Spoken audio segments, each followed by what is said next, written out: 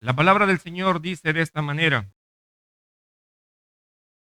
por tanto, si tu hermano peca contra ti, ve y repréndele estando tú y él solos. Si te oyere, has ganado a tu hermano. Mas si no te oyere, toma aún contigo a uno o dos, para que en boca de dos o tres testigos conste toda palabra. Si no los oyere a ellos, dilo a la iglesia. Y si no oyere a la iglesia, tenle por gentil y publicano. De cierto os digo que todo lo que atéis en la tierra será atado en el cielo, y todo lo que desatéis en la tierra será desatado en el cielo. Otra vez os digo que si dos de vosotros se pusieren de acuerdo en la tierra acerca de cualquiera cosa que pidieren, les será hecho por mi Padre que está en los cielos. Porque donde están dos o tres congregados en mi nombre, allí estoy yo en medio de ellos. Vamos a tomar asiento, mis hermanos.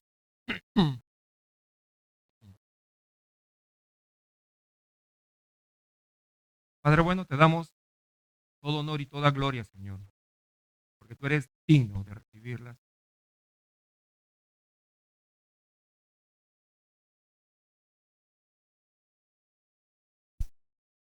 Por el lugar, Señor, donde nosotros nos congregamos, la provisión que tú nos has dado para que tu pueblo se reúna, Señor, y pueda ser instruido, pueda ser edificado por medio de tu palabra. Padre, te pido que tengas misericordia conmigo, que me ayudes, Señor, en esta tarea. Ayúdame a poder decir, Señor, lo que tengo que decir dentro de mis debilidades, Señor, glorifícate. Padre bueno, que tu Santo Espíritu, Señor, permita que podamos enfocarnos en lo que vamos a ver en este día. Que el Espíritu Santo traiga convicción de pecado para aquellos que no te conocen, Señor. Padre, y a nosotros, ayúdanos a seguir mirando y a seguir creciendo en tu palabra, para poder reflejar el carácter de Jesucristo, darte gloria en todo lugar. Nos quedamos en tus manos, Señor, en el nombre de Cristo Jesús. Amén.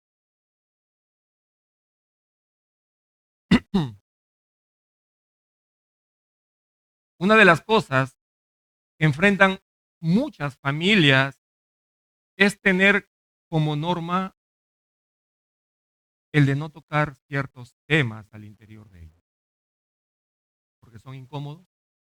Algunos no quieren que se les recuerde, a otros les puede causar dolor, trae repercusiones, se malogra la reunión que estamos llevando.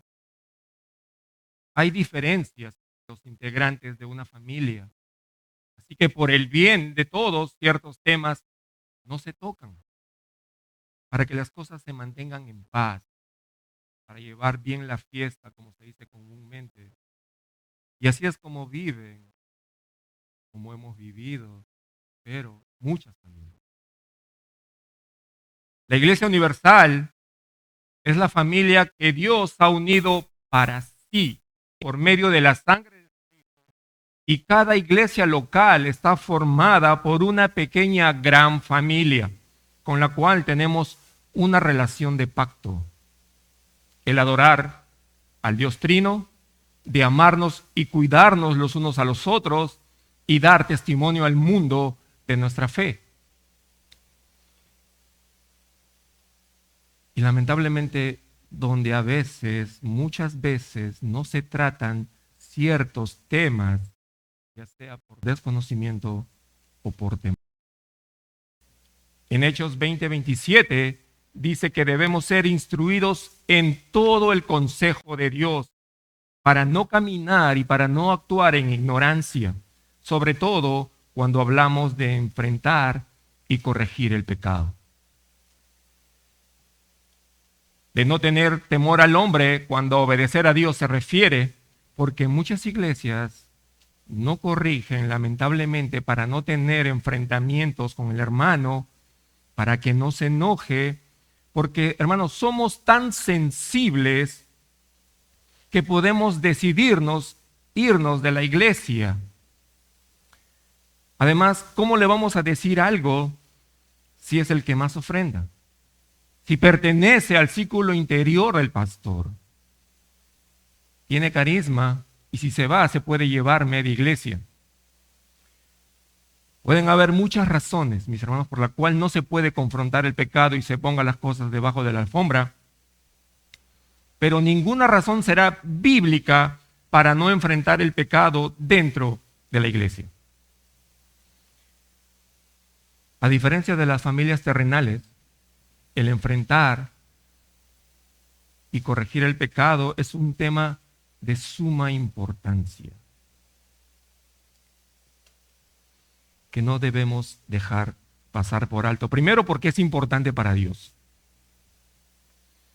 que ha dejado instrucciones claras en su palabra de cómo hacerlas. Y además, porque ordena a todo aquel que Él ha sacado del reino de las tinieblas para vivir ahora bajo su gobierno. Y creo que eso aún nosotros no lo tenemos bien claro. Pensamos que Dios nos ha sacado del catolicismo, de la idolatría, de la borrachera, de cualquier otra cosa, y después vivir como si nada hubiera pasado. Pero Dios nos ha salvado para que cada creyente viva de una manera digna de la vocación con la que ha sido llamada, que nuestros cuerpos sean presentados como un sacrificio vivo, santo y agradable delante de Dios, que nos despojemos de todo peso y del pecado que tan fácil nos envuelve. Dios no nos ha llamado a impureza, sino a santidad, que seamos santos en toda nuestra manera de vivir, porque el que nos llamó es santo y porque sin santidad nadie verá a Dios.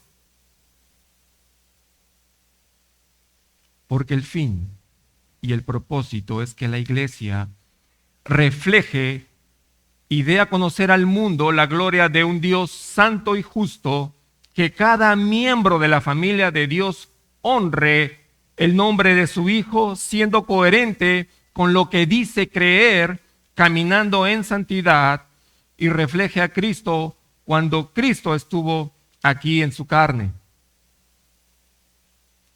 Porque el creyente ahora, como dice 2 de Corintios 5:17, tiene una nueva naturaleza, una nueva posición en Cristo y una nueva responsabilidad de mostrar a Cristo con su vida. Y la disciplina es la respuesta adecuada cuando el creyente no representa ni tiene el deseo de representar a Jesús. La variedad de pecados, mis hermanos, son muchas, son infinitas. Dice Romanos 1:30 que somos inventores de maldad. Y aunque al poner nuestra fe en Cristo somos redimidos y nuestros pecados son perdonados, en Romanos 7:20, cuando el apóstol Pablo dice que no hace el bien que desea, sino el mal que no quiere, es porque reconoce que aún el pecado habita en él. Y eso debe hacernos recordar a nosotros que aún el pecado mora en mí y con el cual debo luchar todos los días, y el Señor nos ha dado de su Santo Espíritu para que podamos hacerlo. Así que ya que la variedad de pecados es mucha, así debe ser también la sabiduría, mucha, al momento de tratar con cada pecado en particular. Así que el Señor ha dejado en su palabra de manera imperativa, como una norma, como una ordenanza que se lleva a cabo en su iglesia, la práctica de la disciplina. Esto ayudará a la iglesia a luchar en contra del pecado, a buscar la restauración del hermano, edificar una iglesia sana, promoviendo la santidad y el testimonio del Evangelio, para que el nombre de Dios no sea blasfemado a causa de nosotros mismos. Porque es por causa de nosotros, los creyentes, que los incrédulos no creen en el Evangelio, y la palabra que más se escucha es que allí son hipócritas. La intención, el propósito de la disciplina no es castigar, no es condenar al que pecó, porque ya Cristo sufrió el castigo por nuestros pecados, por tanto no hay condenación para los que están en Cristo, Romanos 8:1. La intención no es humillar ni avergonzar al que ha caído, sino, como dice al final del versículo 15 que hemos leído, es ganar al hermano que ha caído en pecado, restaurarlo y protegerlo de mayores consecuencias. La disciplina, mis hermanos, es una muestra divina del amor de Dios para con sus hijos. Hebreos 12, del 5 al 8 dice: hijo mío, le dice, no tengas en poco la disciplina del Señor, ni te desanimes al ser reprendido por Él, porque el Señor, a quien ama, disciplina y azota a todo aquel que recibe por hijo.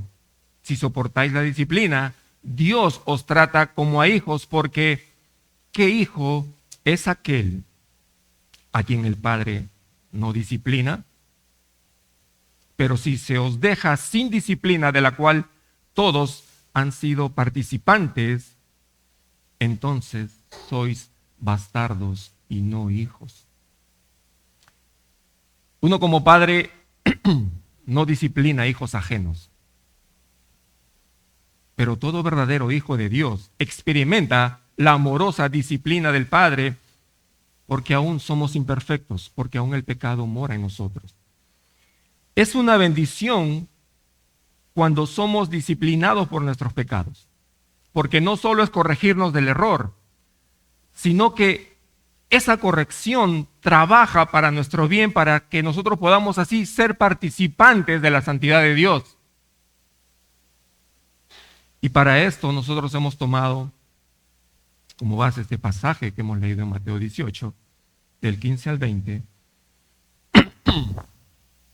donde nuestro Señor instruye a sus discípulos en cómo se debe enfrentar el pecado dentro de la iglesia.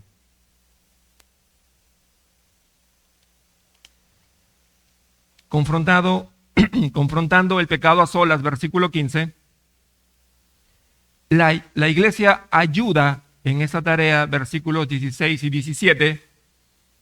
Dios respalda la iglesia, versículos del 18 al 20. Ahora, esta enseñanza se debe ver como una unidad de pensamiento en el contexto en que nuestro Señor establece su iglesia. Después de la confesión de Pedro en el capítulo 16, al reconocer a Jesús como el Cristo, luego después anuncia su muerte y su resurrección en el mismo capítulo 16 y luego lo vuelve a hacer en el capítulo 17, y entre tanto que viene, la iglesia es el medio escogido para preservar a su pueblo con la ayuda del Espíritu Santo hasta que llegue el día glorioso en que nuestro Señor venga por segunda vez y nosotros vayamos con Él. Así que ahora, después de eso, en el capítulo 18, vemos al Señor instruyendo a sus discípulos, los discípulos preguntando, ¿quién será el mayor en el reino de los cielos? Y Jesús le dice, cualquiera que se humille como este niño, ese es el mayor. Esto es para evitar que alguien quiera estar por encima del otro. ¿Quieres ser el mayor? Debes ser humilde como este niño. En ese entonces, un niño no poseía nada. Era totalmente dependiente de sus padres. Todo lo contrario como lo que sucede hoy en día. Completamente lo contrario. Los niños son criaturas sencillas, débiles, confiados y vulnerables. Así debemos considerarnos cada uno de nosotros a tal punto que debemos de tener cuidado de no ser causa de tropiezo para mi hermano. Esto nos enseña que no debemos sentirnos superiores a los demás, que nuestro estilo de vida pecaminosa no vaya a hacer tropezar al otro. No debemos ser motivo ni directa ni indirectamente para que mi hermano caiga en pecado. Cuidarnos de no menospreciarnos, sino como ya conocemos, debemos cuidarnos los unos a los otros. Y esto conecta y tiene relación con la parábola que viene después de la oveja perdida, del amor y la importancia que tiene cada oveja, cada pequeño para nuestro Padre. Dice que teniendo 100 y una de ellas se pierde, deja las 99 que están bien para ir en busca de la que se ha descarriado. Y esa es la voluntad de nuestro Padre que está en los cielos, que ni una de sus ovejas, que ni uno de sus pequeños se pierda. Y así es como debemos ver a un hermano que ha caído. Así que es importante cómo empieza nuestro pasaje. Versículo 15 dice, por tanto, por consiguiente, por lo que he venido diciendo, por esta razón, si tu hermano peca contra ti, ve y repréndele estando tú y él solos.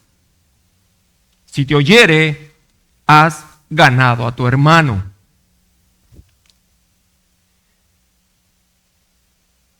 Todos hemos escuchado y conocemos, porque no es que se repita como carreta, pero siempre venimos diciendo que la Escritura dice que en amor debemos animarnos, exhortarnos, edificarnos, mejor dicho, cuidarnos los unos a los otros, ¿verdad?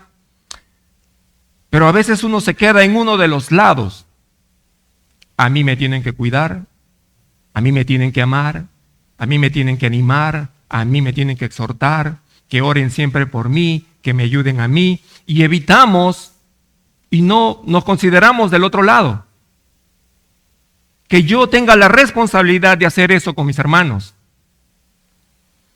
Así que eso nos da la responsabilidad a cada uno de nosotros de crecer y de madurar. Los miembros de una iglesia local se ayudan mutuamente en su caminar y en su crecimiento hacia una madurez en Cristo. ¿Qué cosa quiere decir eso? Que entre hermanos nos vamos disciplinando, ¿sí? Nos vamos formando por medio de la Escritura para que nuestras vidas se ajusten a la palabra de Dios y así poder honrar su nombre. A eso se le llama una disciplina formativa. Un pastor muy conocido, que todo el mundo conoce, Miguel Núñez, dice que la disciplina formativa es todo lo que la iglesia hace con el objetivo de formar el carácter del individuo. La predicación, la escuela dominical, discipulados, grupos pequeños, el tiempo de oración, la consejería, rendición de cuentas, todo lo que sea de beneficio para que nosotros nos ayude en nuestro caminar, en nuestro cuidado, para el crecimiento espiritual y para nuestra santificación. Eso es la disciplina formativa. Ahora hay otra disciplina que se llama la disciplina correctiva. Y esto es cuando la disciplina formativa es insuficiente. Debido a nuestra condición caída y la tendencia que tenemos de correr tras el pecado, de descarriarnos como la oveja perdida de la parábola, la disciplina correctiva debe ejercerse. Cuando vemos versículos como en 1 Corintios 6:9, Gálatas 6:7, Santiago 1:16, donde se nos dice, no erréis, no se engañen, no os engañéis nosotros mismos. 1 Corintios 3:18, nadie se engañe a sí mismo. Si alguno entre ustedes se cree sabio en este siglo, hágase ignorante para que llegue a ser sabio. Debemos ser humildes y estar alerta porque somos propensos a autoengañarnos, pensar que estamos bien. Y en eso, nadie como nosotros. Es por eso que Dios, como muestra de su amor, ha puesto a hermanos y hermanas con su Santo Espíritu, que también son propensos al pecado como nosotros, para el cuidado nuestro, para protegernos los unos a los otros.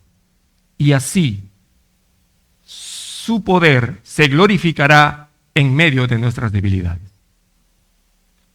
La disciplina viene cuando nuestra autoexaminación fracasa, porque nos autoengañamos. Y porque no es hecha a la luz de lo que Dios dice acerca de nosotros en la Escritura. La disciplina correctiva llega por el bien de la persona que pecó, por el bien de la iglesia y para que el nombre de Dios no sea vituperado. Eso quiere decir para la gloria del Señor. Una de las cosas que puede pasar, que va a pasar, ya que aún hay remanente de pecado en nosotros, es que podamos cometer pecado en contra de otra persona.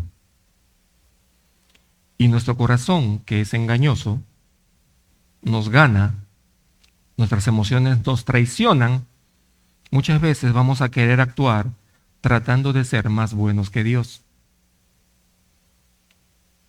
Se puede decir, hay que tener misericordia. Claro que sí, hay que tener misericordia. Pero no podemos pretender ser más misericordiosos que Dios. Dios es quien dictamina cómo se hacen las cosas en su iglesia, y su iglesia obedece. En el contexto de una iglesia local, un miembro de una iglesia puede pecar en contra de otro miembro, dentro de la misma iglesia. De una manera clara, de una manera evidente y de una manera seria. Nosotros normalmente cuando alguien peca contra uno, no decimos nada. A veces nos quedamos callados para evitar la fricción, ¿sí? A veces vamos corriendo donde otro hermano a contar lo que me han hecho, ¿no? Y a veces el consejo que puede aparecer, y tal vez con una buena intención, es: tú sabes cómo es él, ¿no? O tú sabes cómo es ella. No digamos nada. Perdónalo, muéstrale amor. Y llamamos amor a eso, a ser permisivos con el pecado.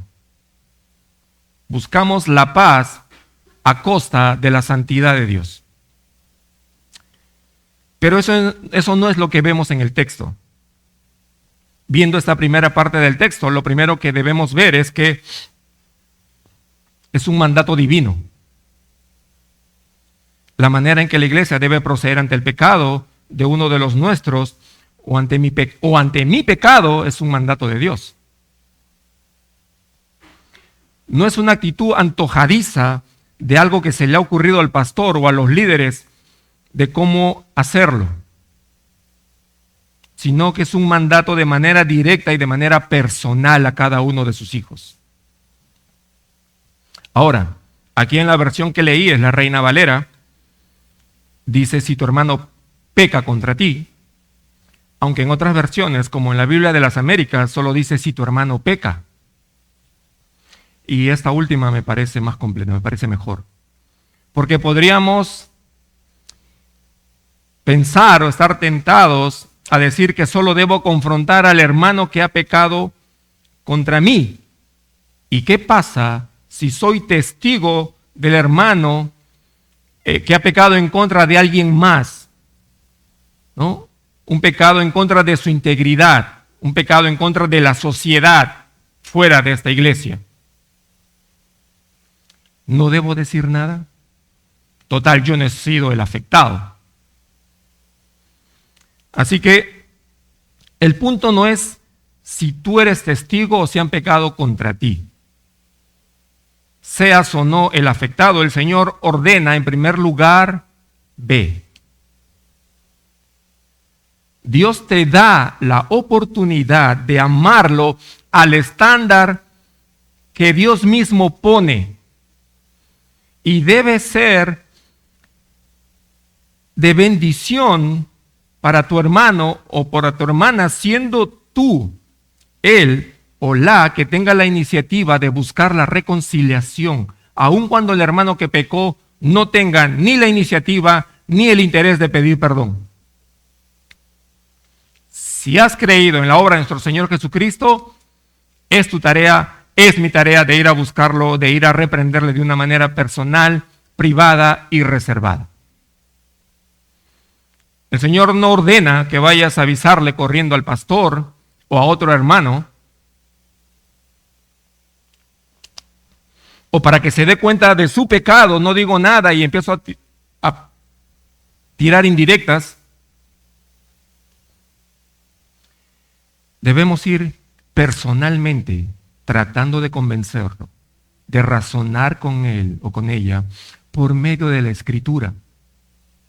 Que lo que hizo estuvo mal a los ojos del Señor y necesita reconciliarse con él, por tanto necesita arrepentirse. Esto me hace ver, una vez más, mi necesidad y la urgencia de crecer, de madurar como discípulo de Cristo para poder cumplir esa tarea de rescate, porque tengo que estar consciente de que mi hermano puede pecar así como yo puedo pecar. Y para hacerlo de una manera bíblica, de una manera amorosa. Es tarea de cuidarse, de velar, de esta tarea de cuidarse, de velar, de ir a rescatar a un hermano que ha caído, no es tarea exclusiva de 2 o de 3 personas dentro de la iglesia. Es tarea de toda la iglesia. Por eso el llamado a crecer de cada creyente a la estatura de la plenitud de Cristo, que dejemos de ser niños con la intención de no ser engañados por cualquier doctrina que no sea el Evangelio. Mis hermanos, es parte de nuestra responsabilidad cuidarnos entre hermanos. Pero también está implícito el dejarse cuidar. Si no me dejo cuidar, ¿cómo voy a hacer que los hermanos cumplan lo que Dios ha ordenado? Este es el pacto al que Dios me une junto a otros por medio de la membresía de la iglesia. Debemos preguntarnos, debes preguntarte de manera personal allí. Si estoy siendo instrumento de Dios y de provisión para mi hermano, para rescatar al extravío a un miembro de la fe, o no tengo el más mínimo interés de hacer eso. A mí llámeme para colaborar en lo que sea, pero para estudiar, para crecer, para cuidar a otros, para discipular, realmente mi hermano el tiempo no me da. Pastor, el tiempo no me da. No me gusta meterme en la vida de los demás para que los demás no se metan en mi vida. Podemos pensar así. Y si ese es tu pensamiento, mi hermano, a la luz de la Escritura debes meditar bien si lo que estás buscando es un club o una iglesia. En Génesis 4, en el versículo 9, hay una conversación que Dios tiene con Caín. Caín se había levantado contra Abel y lo mata. Entonces Dios le pregunta, ¿dónde está Abel tu hermano? Y él le responde, no sé. ¿Acaso soy yo el guarda de mi hermano? La Nueva Versión Internacional dice, ¿acaso soy yo el que debe cuidar a mi hermano? Mi hermano, Caín ofrecía sacrificios a Dios, adoraba. Sin embargo, lo que hizo reveló lo que había en su interior. Lo que hizo demostró quién era realmente, mostrando así la frialdad, la indiferencia después de lo que hizo su propio hermano. Nosotros sabemos que hemos pasado de muerte a vida en que amamos a nuestros hermanos y mostramos desamor cuando no se cuida y no hay reprensión por parte de nosotros a un hermano que ha pecado. Es como mostrar indiferencia por el hermano, es no amarlo. Y es parte de nuestra responsabilidad cuidar de su santidad y de su caminar. Pero para eso yo debo dejar cuidarme. Porque si no recordamos lo que hice, nos autoengañamos. Pensamos que estamos bien. Y hermanos, que el Señor nos guarde de tener esa actitud indiferente, indolente y fría que tuvo Caín. ¿Soy yo el guardián de mi hermano? ¿Debo cuidarlo? Por supuesto que sí. Y hacerle ver su pecado es cuidarlo. Es mostrar tu amor, tu preocupación por él, por su santificación y su comunión con nuestro Padre. La idea de ir a solas es hacer que el hermano se pueda arrepentir en privado, sin tener que exponerlo y sin tener que hacerle pasar vergüenza. Debemos cuidarlo. Porque el propósito no debe ser que si pecó contra mí, yo sea desagraviado o yo sea compensado, o si pecó contra alguien más, que se haga justicia. Ese no debe ser ni el propósito ni la intención. Tampoco es de sacarle en cara lo que hizo, probarle mi superioridad moral. Tampoco debe ser el solo hecho de cumplir con mi deber. Bueno, yo ya lo hice, ya cumplí, ya le dije. Porque la preocupación por el yo, por mí, no debe estar presente en estos asuntos. El propósito es ganar al hermano, es rescatarlo, que se arrepienta. Porque lo opuesto a ganarlo es perderlo. Y eso debe estar presente en nuestros corazones. Traerlo de regreso. Traerlo de regreso al Señor, confrontándolo en amor. Gálatas 6:1 dice: hermanos, si alguno fuere sorprendido en alguna falta, vosotros que sois espirituales, restaurarles con espíritu de mansedumbre. En otra versión dice, con ternura, con humildad, considerándote a ti mismo, no sea que tú también seas tentado. Por la naturaleza del pecado, que es destructiva, es obvio que cuando pecamos entre nosotros, se afecta la relación. Se evitan miradas, se evitan saludos, y si se hace ya no es sincera, empiezan a nacer ciertos pensamientos negativos dentro de nosotros acerca del otro. Comienzan las murmuraciones. O sea, nos vamos perdiendo. En vez de irnos ganando, nos vamos perdiendo. Y a veces pensamos hasta en cambiar de iglesia. Es obvio que se ve afectada la unidad de la iglesia. Y nosotros tenemos la tarea de, con toda humildad, mansedumbre, soportándonos entre nosotros, con paciencia debemos ser diligentes en guardar la unidad que tenemos en el Espíritu por medio de Cristo, porque dice que solo somos un cuerpo, un mismo Espíritu, una misma esperanza, un Señor, una fe, un bautismo, un Dios y Padre de todos, el cual es sobre todos y por todos y en todos. En última instancia, la unidad de la iglesia no es para que todos seamos felices comiendo perdices, sino que en medio de la diversidad que hay dentro del cuerpo, y cada uno con el mismo espíritu, podamos mostrar la gloria de Cristo. Y en este caso, sea cuando me toque confrontar a alguien o cuando yo sea amonestado por un pecado que cometí, el propósito final es exaltar el nombre de Cristo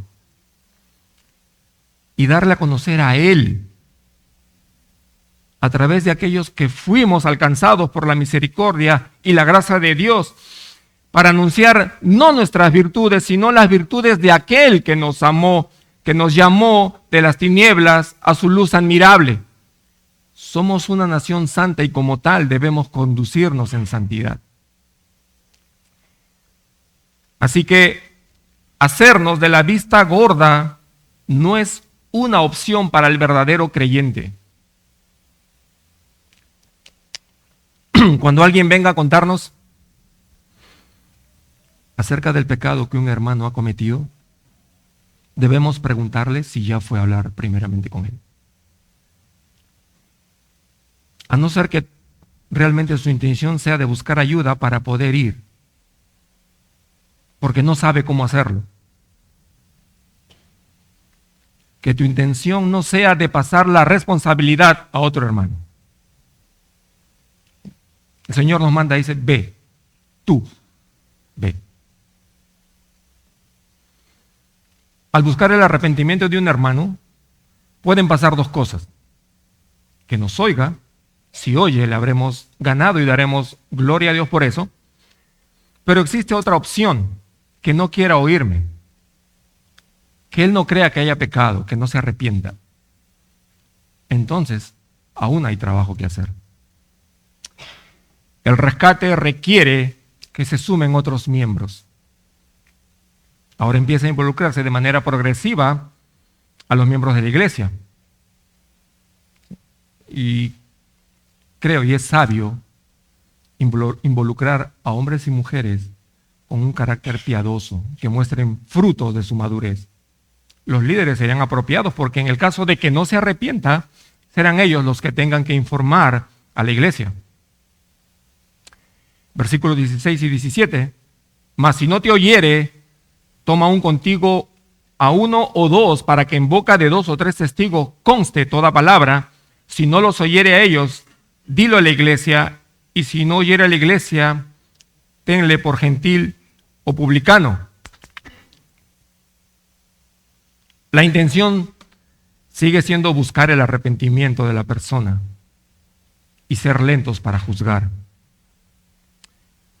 Nuestro Señor Jesús continúa enseñando acerca del proceso de la disciplina y se anticipa a lo que puede pasar. Después de ir personalmente en busca de mi hermano, si no oyere, eso no queda allí. El Señor ordena ir con 1 o 2 hermanos más para cumplir así con la ley de Dios. Es un principio judicial en Israel que se encuentra en Deuteronomio 19:15. Dice, no se tomará en cuenta un solo testigo contra ninguno de cualquier delito, ni en cualquier pecado, en relación con cualquier ofensa cometida. Solo por el testimonio de 2 o 3 testigos se mantendrá la acusación. Somos seres humanos caídos y debemos reconocer que podemos equivocarnos al juzgar un pecado y tal vez sea yo el equivocado y esté siendo demasiado severo o demasiado crítico con una acción que tal vez no merece.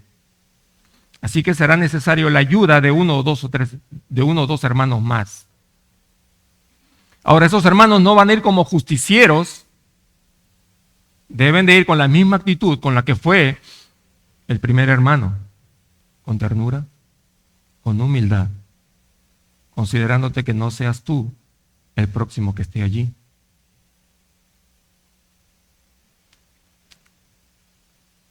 Así pueden averiguar mejor qué es lo que está pasando y escuchar también el testimonio de la persona que hubiese pecado. Debemos pensar en la presunción de inocencia hasta que se pruebe lo contrario. Si estos hermanos que involucramos en el equipo de rescate llegan a la conclusión de que realmente no es un pecado y no están en acuerdo contigo, que no hay pecado del que arrepentirse y por lo tanto el caso debería quedar allí. Se perdonan por el malentendido y fin de la historia. Si comprueban que sí existe un pecado y el hermano se arrepiente y pide perdón, lo habremos ganado, se cumplió el propósito y también el caso termina ahí y fin de la historia.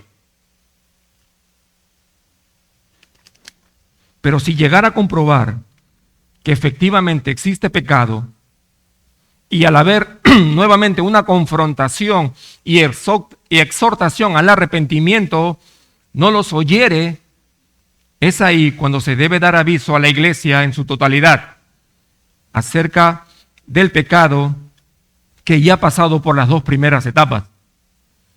Esto es obvio en el contexto de una iglesia local.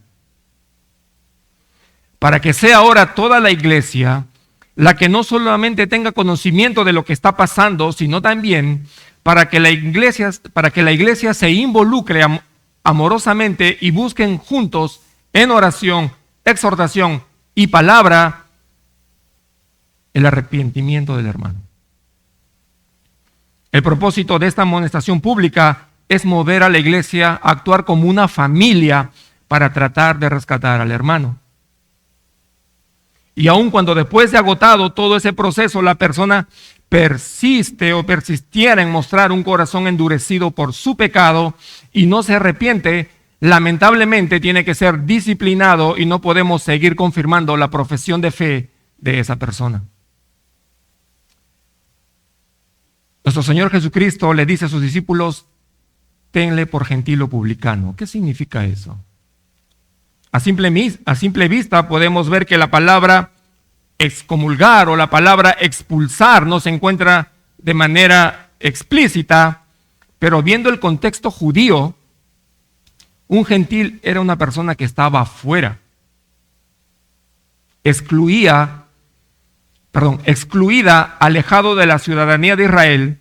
No se podían apropiar de las promesas del pacto de Dios con el pueblo de Israel, personas sin esperanza, sin Dios en este mundo, como dice el libro de Efesios en el capítulo 2. Eran personas que eran despreciadas por los judíos, además eran paganos, adoraban a otros dioses y vivían fuera de las leyes morales y ceremoniales dadas al pueblo de Israel.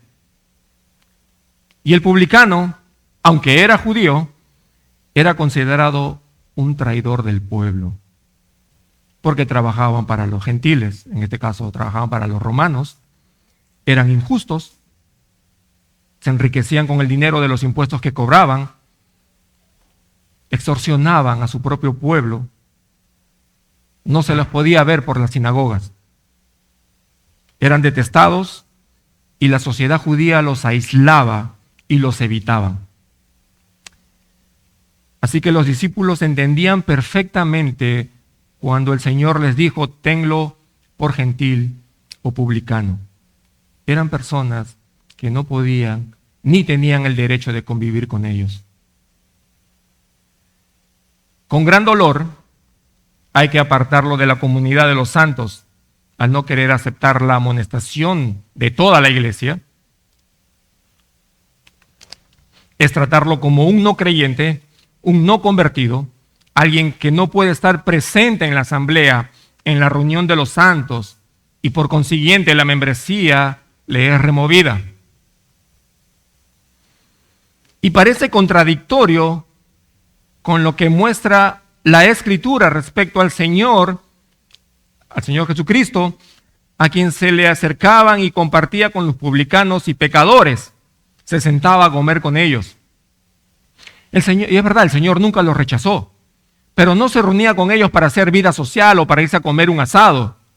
El Señor los hacía y los traía y los aceptaba, exhortándolos a arrepentirse y a venir a Él.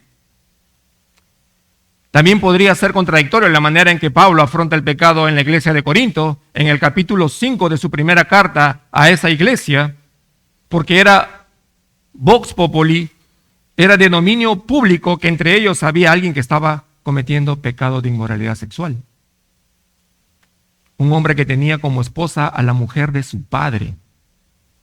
Un pecado repulsivo que ni siquiera se toleraba entre los gentiles. Descubrir la desnudez de la mujer de tu padre era como descubrir la desnudez de tu propio padre. Y según la ley era digno de muerte. Deuteronomio 22:30, Deuteronomio 27:20, Levítico 18:8. Y el punto no es la clase de pecado, de que por sí ya es grave, ¿sí?, en el cual nadie está libre de caer. Así que tenga cuidado cuando se dice: yo no sería capaz de cometer ese pecado. Usted tiene todo el potencial de cometer ese y otro pecado. Lo que pasa es que no conoce su corazón. Su corazón es engañoso. Sino que lo que pasaba en esta iglesia es que estaba causando estragos dentro de la iglesia por la falta de confrontación y por la falta de arrepentimiento. Pablo dice, ¿por qué no se han lamentado por lo que está pasando? Y expulsan al que cometió tal acción. Y al final del capítulo 5 de 1 Corintios dice, quitad pues a este perverso de entre ustedes. En este caso, no había ni dolor, había indiferencia por el pecado de parte de toda la iglesia, porque estaban conviviendo con el pecado dentro de ellos. Probablemente dejaron los pasos de confrontación a medias, el paso 1 y 2, o simplemente decidieron no decir nada y perdonar, no digamos nada. Están viniendo a la iglesia. Mientras estén expuestos al evangelio está bien. Y mis hermanos, sí, el pecador necesita escuchar el evangelio, no me malinterprete, pero Pablo, aquí en el versículo 11, de alguien que dice, llamándose hermano, es fornicario, avaro, idólatra, maldiciente, borracho o ladrón. Dice, con el tal ni aún comas. Con alguien que llamándose hermano, dice de sí mismo que es cristiano, pero su estilo de vida es pecaminosa. Y el comer con alguien era señal de aceptación y hermandad como si no hubiera pasado nada. Estaban tan orgullosos, tan envanecidos por ejercer un falso amor, se jactaban de hacer una mejor misericordia que Dios mismo. No tomaron en cuenta el verdadero amor, a quien por definición es amor, porque Dios es amor. No tomaron en cuenta lo que el Señor dijo en su palabra. 1 Juan 4:8 y 1 Juan 4:16, Dios es amor. Era visible el daño que estaba causando por no ejercer la disciplina bíblicamente en la iglesia de Corinto. De la misma manera, pide que traten, así como trataron al hermano de Corinto, aquellos que causan divisiones. Por nombrar algunos casos, Tito 3:10 dice, al hombre que cause divisiones después de una y otra amonestación, deséchalo. Romanos 16:17 dice, mas os ruego, hermanos, que os fijéis en los que causan divisiones y tropiezos en contra de la doctrina que vosotros habéis aprendido y que os apartéis de ellos, porque ellos no sirven al Señor, sino a sus propios vientres. A los que niegan la doctrina, Gálatas 1:8. Las acciones que cualquier persona hiciera con el propósito de dividir la iglesia también son dignos de ser disciplinados. Y hay otros más, hay otros motivos más que por el tiempo no los puedo decir. Hermanos, el amor no hace a un lado la disciplina, sino todo lo contrario. Puede dar la sensación de que el amor y la disciplina parecieran oponerse o como si no pudieran mezclarse, pero la Escritura muestra que donde hay amor hay disciplina. Proverbios 13:24, el que detiene el castigo a su hijo aborrece, mas el que lo ama desde temprano lo corrige. Es parte del amor de padres aplicar la disciplina a nuestros hijos, ¿verdad? El amor se muestra ejerciendo la disciplina, no dejando ni ocultando el pecado. Por eso el título de este sermón es Ejerciendo el amor en disciplina. Y Pablo, al expulsar a esta persona, como dice el versículo 5, no es enviarlo al infierno porque no tenemos ese poder, gracias a Dios, sino separar y apartar al impenitente de la comunidad de creyentes, no para condenarlo, sino para su redención, porque Dios mismo tratará con él para la salvación de su alma en el día del Señor.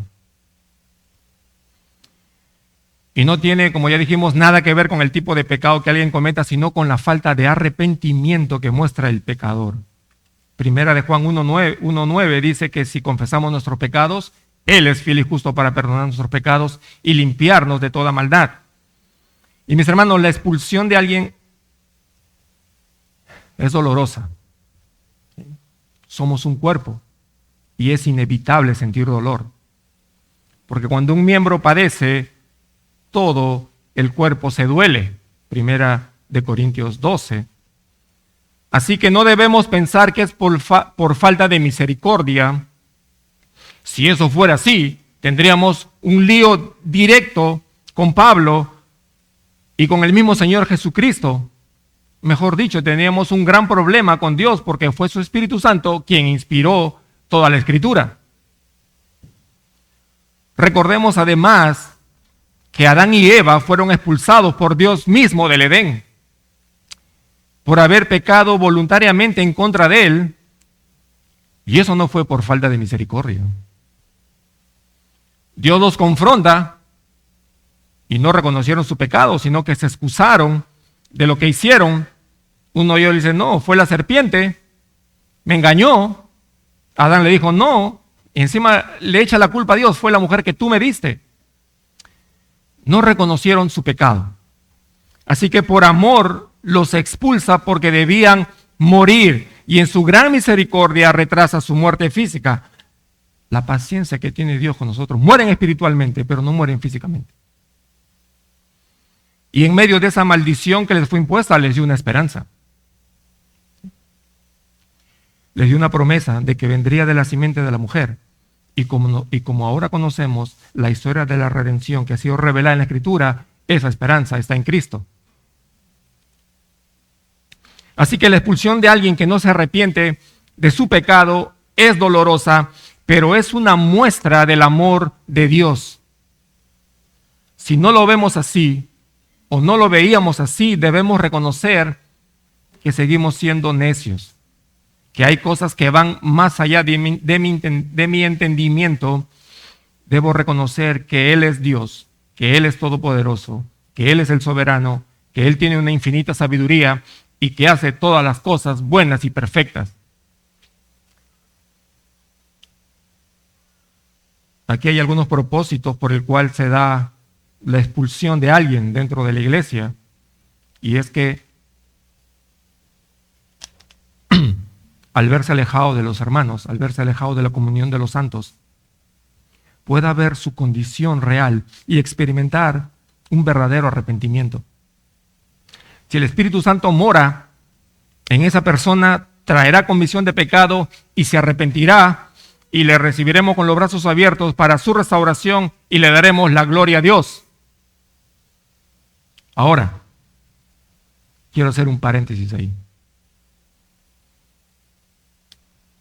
El punto principal es buscar y anhelar que la persona se arrepienta, que restaure su comunión con Dios. Pero existen circunstancias en las que aun cuando la persona se arrepienta, no podrá ser restaurada en la misma iglesia, en la misma congregación en la que se congregaba antes de ser excomulgado, por el daño causado, para cuidar la iglesia por la debilidad de algunos corazones. Los pastores y ancianos de una iglesia tienen la autoridad para manejar ese asunto sabiamente y buscar lo más pronto posible un lugar, una iglesia hermana donde pueda ser restaurado y crecer para la gloria de Dios, porque uno cuando realmente se arrepiente, lo primero que tiene que buscar es su comunión con Dios. Otro propósito por el cual se da la expulsión de un impenitente es cuidar el rebaño. En 1 Corintios 5:6 muestra que no debemos tratar el pecado a la ligera porque contamina y causa estragos dentro del cuerpo de Cristo. Les dice así: ¿no sabéis que un poco de levadura leuda toda la masa? El pecado que se tolera y que no se confronta va a contaminar a toda la congregación de una u otra manera.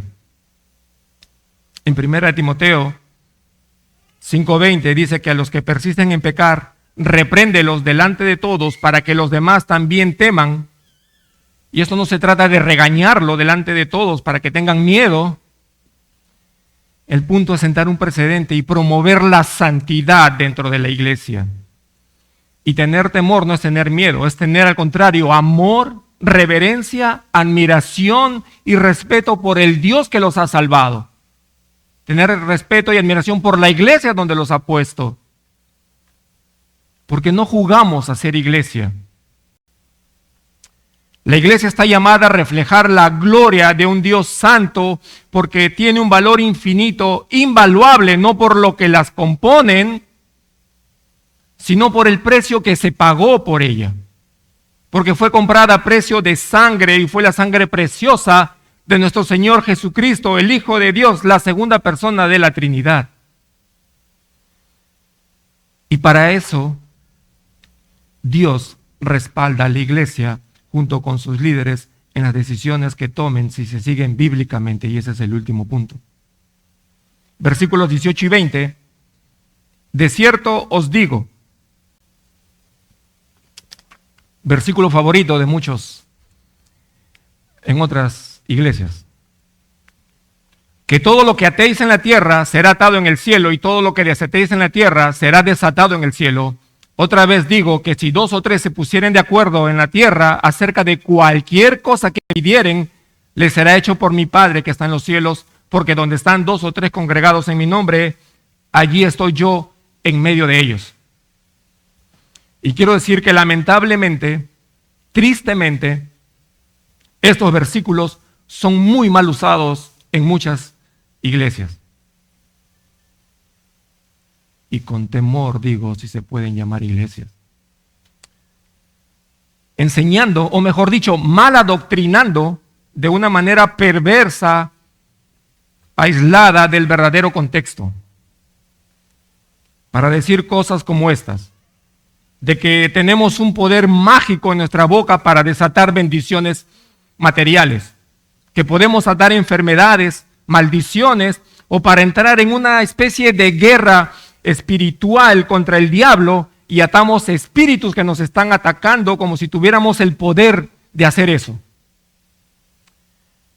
Nosotros debemos pelear con nuestro propio pecado, debemos resistir al diablo, no atarlo. No tenemos ese poder. Dios no nos ha dado ese poder. Segundo, como si tuviéramos carta libre para pedir lo que querramos, solamente tenemos que juntarnos y ponernos de acuerdo que Dios promete que lo hará. Y por último, muchos creyentes tristemente piensan que no hace falta ir a la iglesia porque si nos reunimos 2 o 3 en mi casa, en su nombre, Él lo aprueba y el Señor estará allí. Y sí, el Señor es omnipotente, es omnipresente y Él está en todos lados. Pero ¿qué pasaría si solo hay uno? Y ahora la pregunta es si eso es lo que realmente quiere decir estos versículos. No podemos mutilar ni aislar los versículos del pasaje porque se convierten en un buen pretexto para usarlos como se nos antoje. Los versículos o los pasajes se encuentran dentro de un contexto. Y estos versículos continúan con el desarrollo de todo lo que hemos venido diciendo, que es la disciplina. Los términos que aquí usa nuestro Señor Jesucristo no les resulta difícil de interpretar a sus discípulos, pues ellos entendían perfectamente a lo que se estaba refiriendo. Atar y desatar eran 2 palabras que en el tiempo de Jesús la utilizaban de forma jurídica por los rabinos, por los líderes religiosos para referirse a la acción de permitir o prohibir algo, es decir, de quitar o imponer una obligación, o si quedabas libre o no de culpa. Por eso que la ley admitía que la acusación sea por el testimonio de 2 o 3, y así podían tomar una decisión. En Mateo 16, 19, Jesús usa estas mismas palabras cuando le dice a Pedro: y a ti te daré las llaves del reino de los cielos, y todo lo que atares en la tierra será atado en los cielos, y todo lo que desatares en la tierra será desatado en los cielos. Pero es respecto a la autoridad que el Señor le da a Pedro, al resto de sus apóstoles y por extensión a la Iglesia Universal, para declarar por medio de sus líderes quién debe ser admitido y a quién se le debe negar la admisión al cuerpo de Cristo. La Iglesia de Roma enseña que por estas palabras dichas a Pedro se le da la facultad para que nombren a un papa. Pero el punto aquí es que todo aquel que hace la misma confesión que Pedro de reconocer a Cristo como el Hijo de Dios y que solamente por Él es el Mesías quien nos salva de nuestros pecados, viene a formar parte de la Iglesia Universal. Y son estas personas los que, formando parte de una iglesia local constituida, van a tener la facultad de atar y desatar lo que ya está atado y desatado en el cielo. Lo que está dando a entender nuestro Señor no es que ahora nosotros vamos a decidir qué es lo que se hace allá en el cielo, sino que la iglesia tiene la autoridad dada por Dios para declarar si alguien debe ser considerado creyente o no, y por tanto así, miembro o no. Dependiendo de lo que la Escritura diga sobre el estado de esa persona y dependiendo de si la profesión de fe de la persona es creíble. Y que al ejercer la disciplina a sus miembros dentro de los parámetros bíblicos que Dios ya ha establecido, Dios mismo lo aprueba. La iglesia es una institución creada por Dios, a la que Dios mismo le ha dado autoridad divina, que no solo tiene la responsabilidad de confrontar el pecado, también tiene la autoridad para hacerlo y decidir aquí en la tierra lo que Dios ya ha dictaminado en el cielo. A quien se arrepiente, la iglesia tiene la autoridad de declararlo perdonado, desatado. Pero a quien no se arrepiente, la iglesia tiene la autoridad de impartir disciplina y declararlo atado aún a su pecado. De manera personal, como individuo, no puedo por mí solo desatar o atar algo.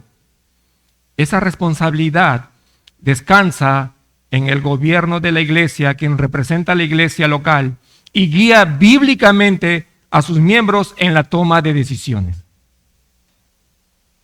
Por eso la importancia de conformar un liderazgo con nombres maduros y con características conforme a las Escrituras.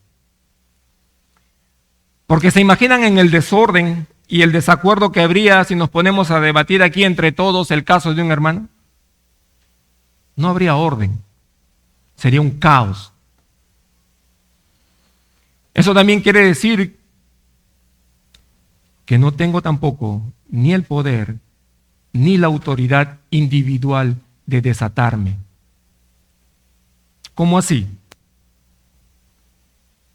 Cuando somos disciplinados, bíblicamente, naturalmente no nos agrada, ¿verdad? Y somos tentados a irnos de la iglesia. Y al hacerlo, pensamos que esa disciplina queda inválida. Ya borrón y cuenta nueva, mejor me voy a otra iglesia, ya me deshice de la disciplina. Pero mi hermano, a donde usted vaya, usted queda atado de su pecado. Usted no se puede desatar por sí solo. Porque la iglesia, por la autoridad que Dios le ha dado, lo ha declarado atado. Lo ha disciplinado. Así que si va a cualquier iglesia sana, bíblica, debería preocuparse por usted e indagar el porqué de su salida. Por eso el liderazgo, en este caso el pastor, tiene la responsabilidad de redactar una carta a la nueva iglesia para dejarle saber acerca de su situación espiritual a esa iglesia con esos hermanos. Porque somos un cuerpo. No somos iglesias aisladas que pertenecemos a diferentes lugares y que no tengo nada que ver con otra iglesia. Somos un cuerpo. Y todos estamos unidos por el Espíritu Santo. en Cristo. Hermanos, lo que vemos aquí nos debe dar tranquilidad. Debe traer tranquilidad. Porque tiene el respaldo de Dios cuando ejerce un juicio de excomulgar o de perdonar el pecado del pecador con respecto a la disciplina, si se arrepiente o no. Si se procede, obviamente, bíblicamente y todo conforme a la voluntad del Señor.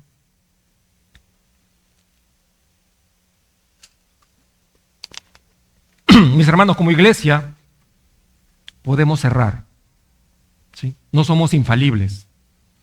No podemos mirar los corazones de los que profesan fe en nuestro Señor Jesucristo. Por eso necesitamos ser bíblicos. Debemos crecer en el conocimiento de Dios y su palabra. Y eso incluye a cada creyente. Debemos orar por nuestros líderes, por nuestro pastor.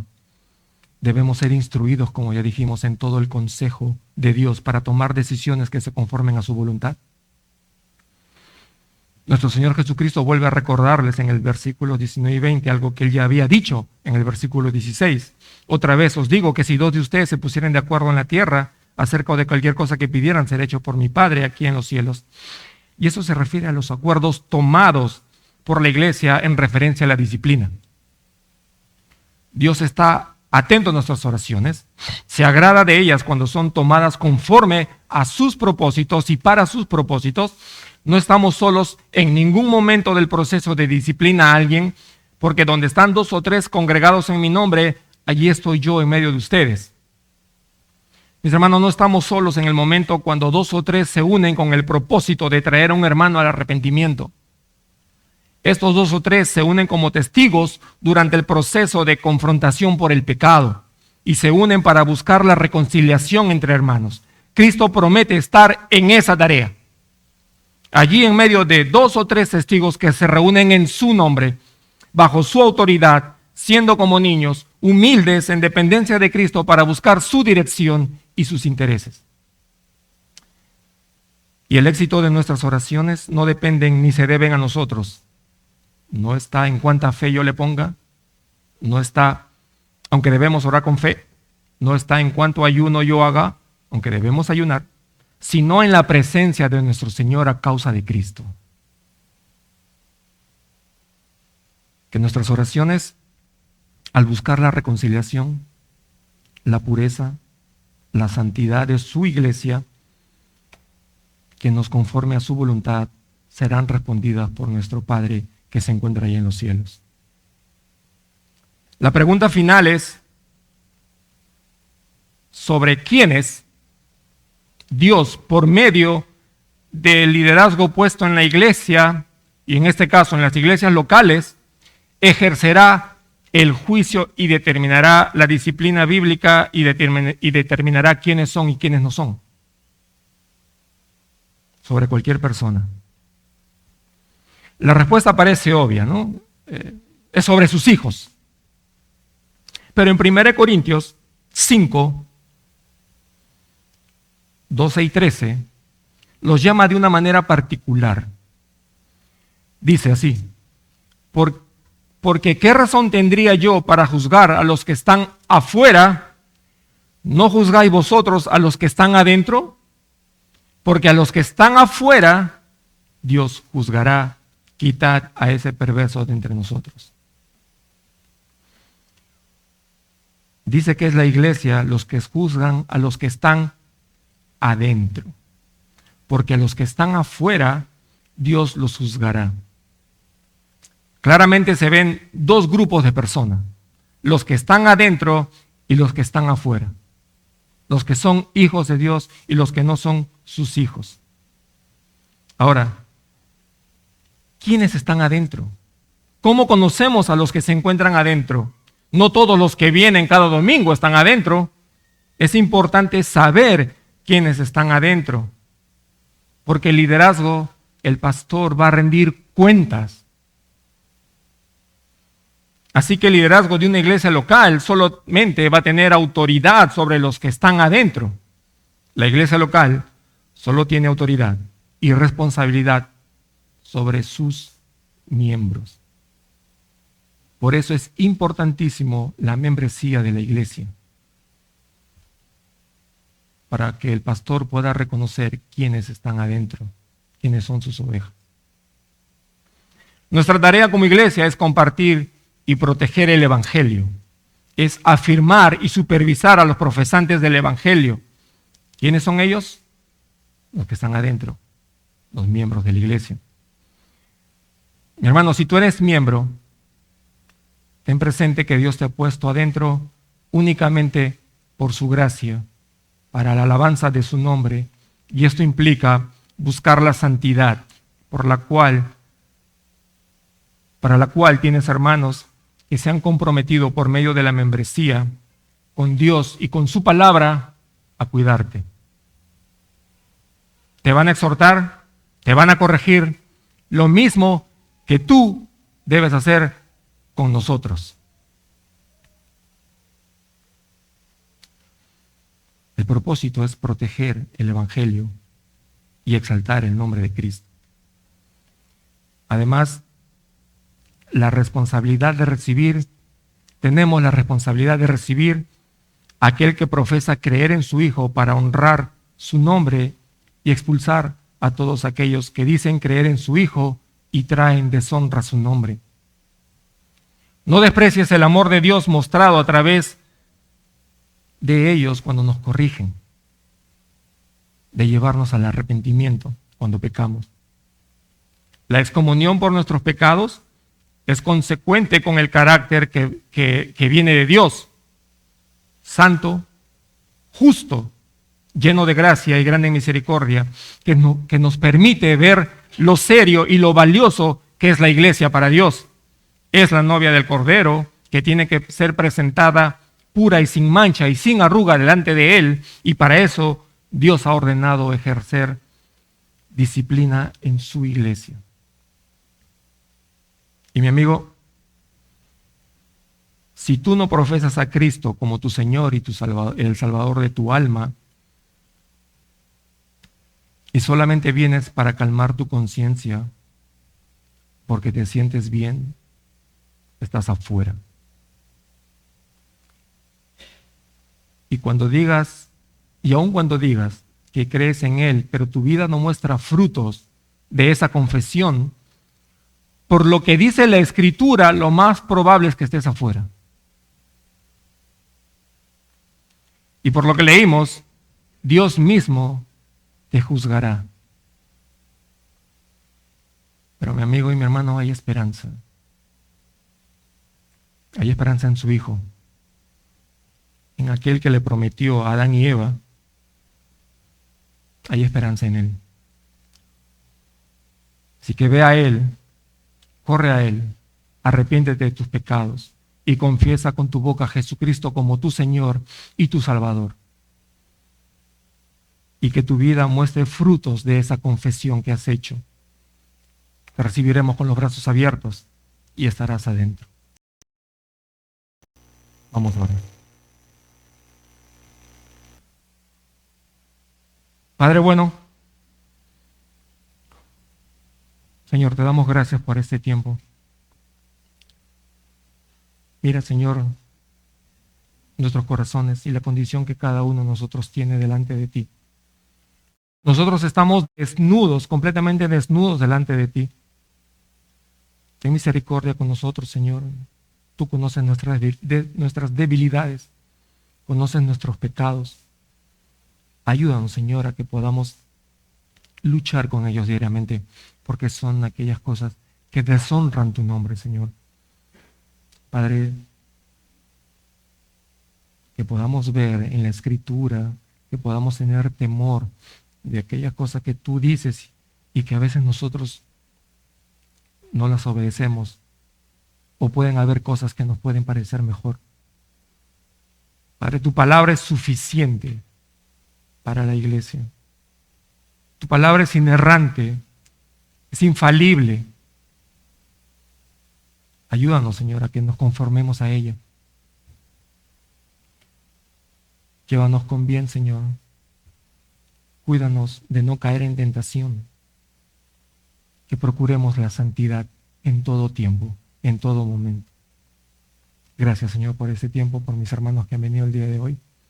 Llévanos con bien a casa. En el nombre de Cristo Jesús. Amén.